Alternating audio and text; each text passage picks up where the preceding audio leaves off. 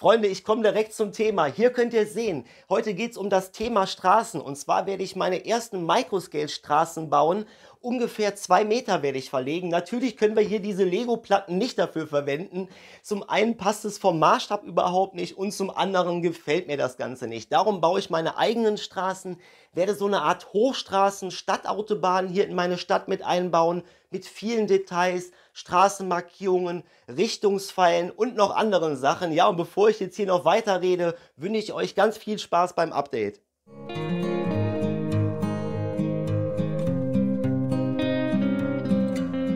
Hey Freunde des kleinen Maßstabs, ich begrüße euch zum 19. Update meiner Microscale-Welt. Schön, dass ihr wieder eingeschaltet habt oder vielleicht auch das erste Mal dabei seid. Ja, hier könnt ihr sehen, den Wolkenkratzer, den ich dann beim letzten Update endlich fertiggestellt habe. Da habe ich mich ja ganz viel um die Dachterrasse gekümmert.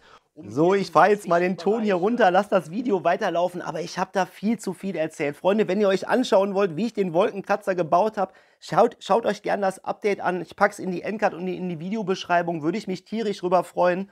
Aber heute soll es ja um die Straßen gehen und darum habt ihr ja auch eingeschaltet. Und ich gebe euch jetzt die Kurzversion, warum ich hier überhaupt Straßen reinbauen möchte. Natürlich, in jede moderne Stadt gehören Straßen.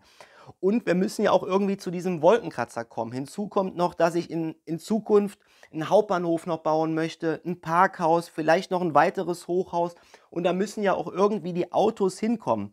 Und da bieten sich natürlich super Straßen an. Aber normale Straßen sind ganz schön schwierig hier zu bauen, weil wir ja unten unsere Monorail, unsere Magnetschwebebahn haben, ja so fahren lassen können. Und da ist uns natürlich das Gleis im Weg. Und bevor wir jetzt hier irgendwelche unrealistischen Brücken über dieses Gleis bauen, ist mir die Idee gekommen mit diesen Hochstraßen, mit den Stadtautobauen. Ich denke, das passt super in so eine moderne Stadt rein. Darum starte ich jetzt sofort mit dem Bau. Starte zuerst natürlich mit der Unterkonstruktion, die natürlich auch stabil sein muss, und zeige euch jetzt sofort den ersten Baufortschritt. So, der erste Teil der Unterkonstruktion für unsere Hochstraße ist fertig.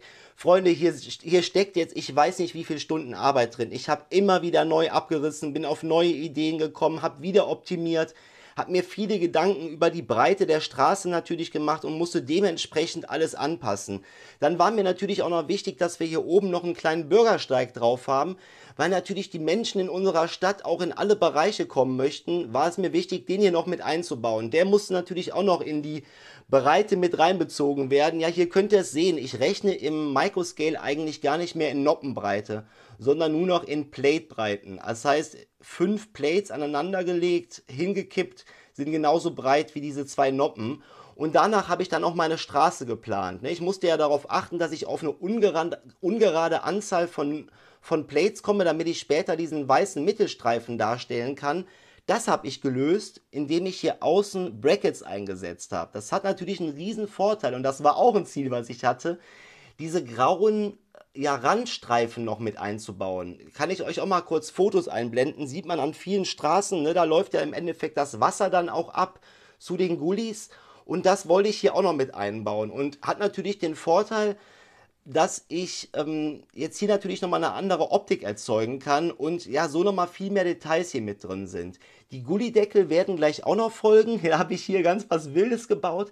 Da sitzen diese blauen Technikpins drin, die sorgen dafür, dass mir später das Gitterteil, was ich hier einsetzen werde, zeige ich euch nachher alles, mir hier nicht reinrutscht. Da habe ich auch viel rumexperimentiert und das ist genau die Breite, die ich brauche und anders wäre es nicht möglich gewesen. Also ich habe auf jeden Fall keine andere Möglichkeit gefunden und die sitzen da perfekt drin. Da biegt sich auch keine Fliese nach oben. Hier ist auch schon so ein Pin drin, also die perfekte Lösung, würde ich sagen. Hier könnt ihr auf der rechten Seite mal sehen, wie so eine Hochstraße von unten aussieht, wie viele Plates da drin stecken. Also ich habe hier hunderte an Plates verbaut, darum auch die beiden Teile zweigeteilt, damit sich das später aufgrund der 1,18 Meter Länge hier nicht biegt, habe ich das in 2 Module gebaut und hier steckt echt ganz viel, ja, ganz viele Teile stecken hier drin. So, jetzt kommen wir dann mal zur Straße, beziehungsweise ich zeige euch das Ganze noch mal kurz hier von der anderen Seite und erkläre ich noch mal kurz da was zu. Dann nochmal hier aus dieser Perspektive, ja, hier vorne könnt ihr sehen, hier habe ich überall die Plate Modified verbaut mit diesen Klammern, weil ich jetzt noch eine Straße bauen werde, die hier nach unten führt und die kann ich dann quasi da einsetzen, weil wir müssen ja jetzt mit den Autos auch nach hier unten kommen, weil ich habe ja gesagt, ich möchte hier zu diesem großen Wolkenkratzer irgendwie hinkommen Und weil ja hier noch ein Bahnhof hinkommt, werde ich hier auch noch sehr wahrscheinlich ein Parkhaus in Zukunft hinbauen. Und da müssen natürlich auch irgendwie die Autos hinkommen. Darum hier diese Ausfahrt. Ja, und da vorne sieht es auch ein bisschen seltsam aus. Da habe ich auch was geplant, aber dazu komme ich nochmal ganz am Ende des Updates. Da geht es dann vielleicht auch darum, was ich im nächsten Update machen werde. Tausende von Plates, hunderte von Brackets und einige Stunden später, aber die komplette Konstruktion für unsere Hochstraße habe ich fertig gebaut. Ja, jetzt kann man sich das schon mal ein bisschen besser vorstellen, was ich hier so vorhabe. Ich zeige euch aber als erstes jetzt hier vorne einmal die Straße, die hier nach unten führt. Den kompletten Straßenbelag werde ich natürlich jetzt gleich noch bauen. Die führt einmal nach unten, später zu unserem Parkhaus und auch zu unserem Wolkenkratzer. Und dann habe ich auch noch geplant, dass ich hier später die Straße hier lang fahren möchte, lang führen möchte, und dann soll die hier in einen Tunneleingang führen. Und dann soll angedeutet werden, dass die hier in den Untergrund fährt. Hier vorne habe ich ein bisschen was anderes geplant. Hier wird es nicht nur angedeutet, sondern hier fährt dann echt die Straße in den Untergrund. Da möchte ich dann später hier einen Tunnel bauen unter der Kanalstadt, wo dann diese Straße lang führt. Also ihr merkt schon, ich habe einige Ideen. Das wird dann später natürlich auch alles beleuchtet. Ich habe die jetzt hier erstmal noch nicht weitergebaut, weil ich mir noch nicht sicher bin, was ich hier für eine Neigung einbaue, und mir sind auch hier einige Brackets ausgegangen. Ja, und dann jetzt hier zu der Straße, die wir hier schon gebaut haben. Dann kommen dann die Autos hier hoch, könnten hier einmal rechts abbiegen oder dann in Zukunft, wenn dann hier noch ein weiterer Tisch entsteht, hier geradeaus fahren. Wenn sie da rechts abbiegen, kommen sie dann auf die bis jetzt längste Microscale-Straße, die ich gebaut habe. 1,18 Meter genau, weil der Tisch auch so lang ist. Die führt dann einmal hier lang. Und dann kann man einmal hier rechts abbiegen. Aber damit die Autofahrer keinen Blödsinn machen, möchte ich noch eigene Richtungspfeile hier einbauen. Also geradeaus, rechts oder links Abbiegepfeile. Aber natürlich keine Aufkleber oder Prints möchte ich benutzen, sondern ich möchte das alles mit Steinen, mit Slopes bauen. Ich habe da schon einige Ideen. Ich glaube, ich kriege das hin. Also wir sind da mal gespannt. So, und dann wird natürlich in Zukunft dahinter auch noch irgendwann ein Tisch entstehen. Und da führt dann die Straße auch hin. Also ich habe natürlich schon für die Zukunft geplant, wo die Straßen lang führen. So, und bevor ich jetzt hier noch weiter quatsche, würde ich sagen, baue ich sofort weiter. Zeige ich noch einmal kurz hier außen die Brackets, die ich hier hingesetzt habe. Da wird später natürlich auch noch überall eine Verzierung drankommen, auf die komplette Länge auch. Da habe ich Curve Slopes geplant. Da könnt ihr mir auf jeden Fall behilflich sein, was die Farbgestaltung angeht. Da bin ich noch total unsicher, in was für einer Farbe ich die bestellen soll. Ich habe die noch nicht bestellt. Und das werden ja einige sein. Also schreibt mir das mal fleißig in die Kommentare. Ich werde nachher auch mal ein paar ransetzen, damit ihr mal vielleicht auch noch eine bessere Vorstellung davon kriegt, was ich geplant habe. Und dann wird natürlich auch noch ein Geländer gebaut und auch noch Straßenlaternen. Also es wird hier noch einiges in der Zukunft folgen. Ja, diesmal hat es ein bisschen länger mit meinem Update gedauert. Hier könnt ihr jetzt aber auch sehen, warum. Also was ich hier für einen Baufortschritt diesmal drin habe, ist der absolute Wahnsinn. Das hätte ich, glaube ich, auch auf 2 oder 3 Updates verteilen können. Hier könnt ihr schon mal einen der Richtungspfeile sehen, die ich selber gemockt habe, selber gebaut habe, mit meinen eigenen Ideen. Der absolute Wahnsinn. Ich glaube, man kann sich nicht vorstellen, wie viel Arbeit, wie viele Stunden Bauzeit da drin stecken, wie viel Tüftelei, das genau so hinzukriegen. Weil ich das jetzt nicht nach irgendeiner Vorlage oder so gebaut habe. Ich glaube, da gibt es auch gar keine im Microscale. Sondern ich habe das jetzt hier selber entworfen. Hier auch sogar 2 Microscale-Autos schon gebaut. Aus meinen Restbeständen, die ich noch da hatte. Da werde ich natürlich noch um einiges mehr bauen. Um einiges schicker noch bauen. Da muss ich mir noch ein bisschen was einfallen lassen. Aber auch noch einiges bestellen. Aber hier könnt ihr schon mal so ein Gefühl für den Maßstab kriegen. Mit den Mikrofiguren, der Haltelinie hier vorne.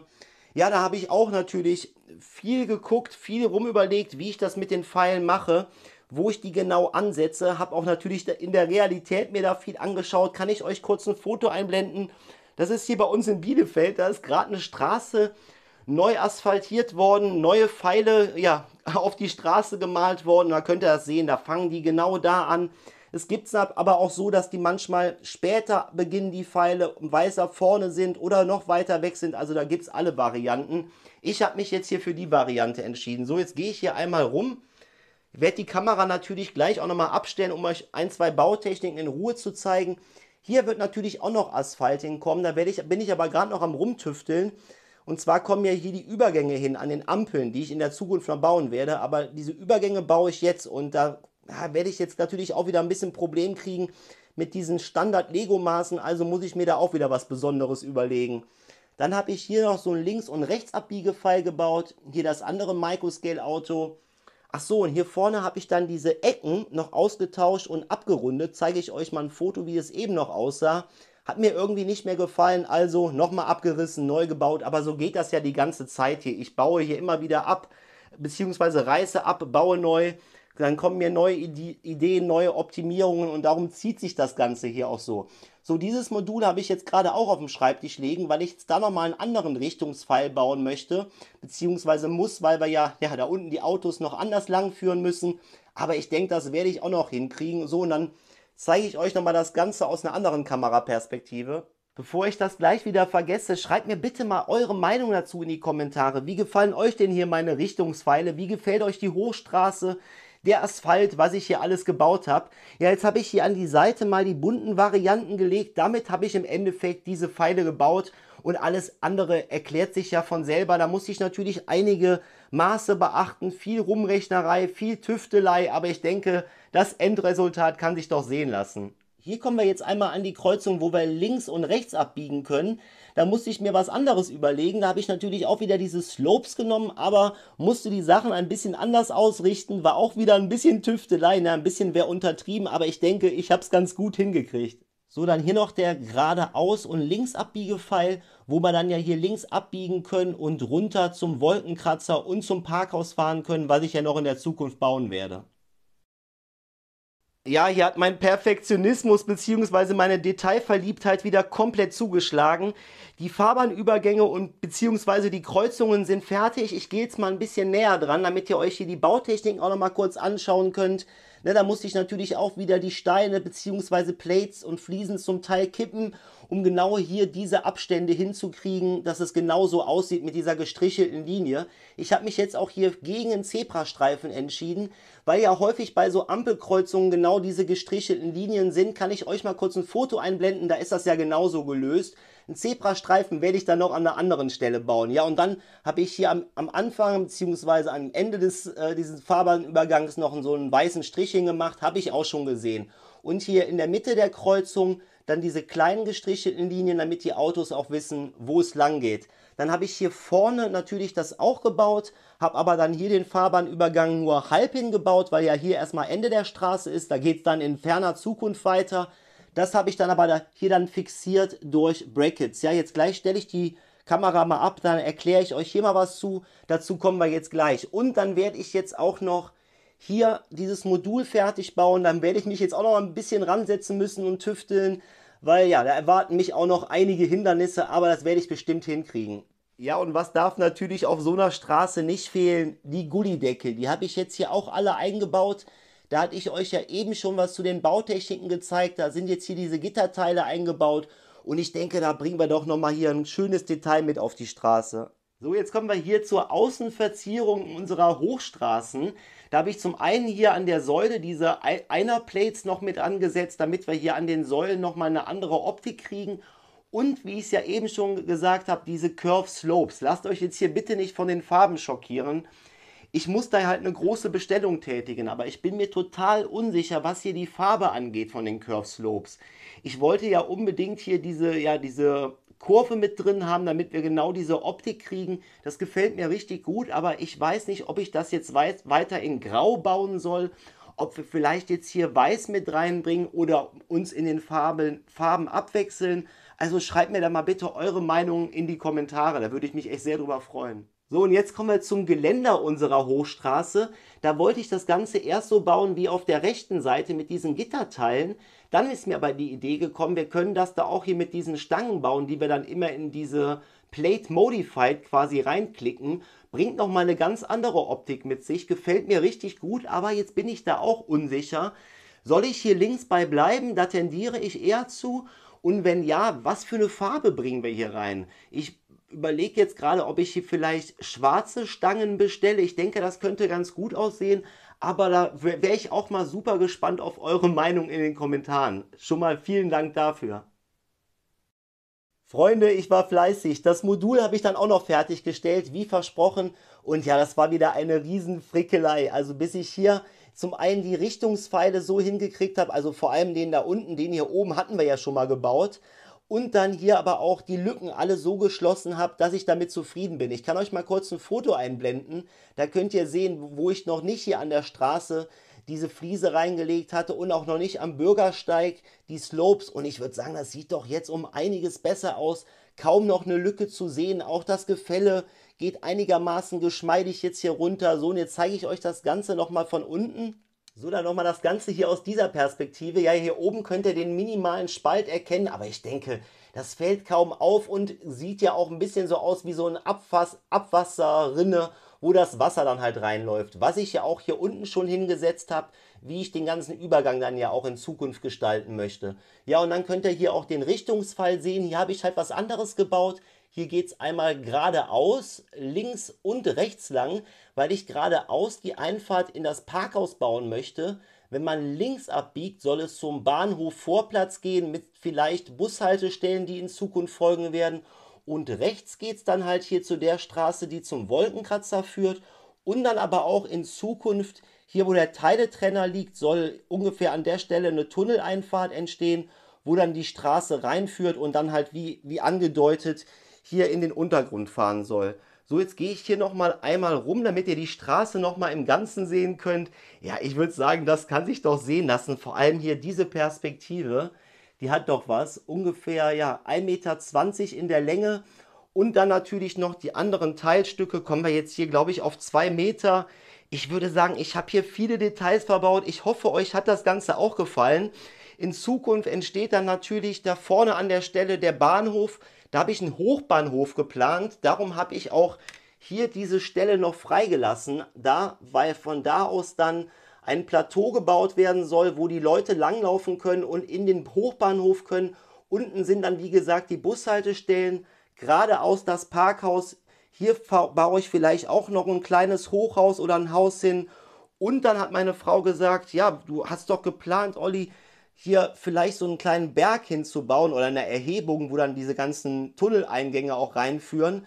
Und warum baust du nicht einen botanischen Garten oben auf diesem Berg? Und ich würde sagen, die Idee finde ich klasse. Da können wir einiges an Grünzeug hier nochmal reinbringen und schaffen auch hier einen guten Übergang zur Kanalstadt. Aber das wird alles in Zukunft dann folgen. Ich hoffe, euch hat das Update gefallen. Lasst mir bitte eure Meinung in den Kommentaren. Wenn ihr mich noch nicht abonniert habt, würde ich mich natürlich tierisch über ein Abo freuen. Ja, und dann kann ich auch nur sagen, ich wünsche euch alles Gute. Macht euch noch einen schönen Tag. Bis zum nächsten Update. Ciao, ciao, euer Brix im Kopf.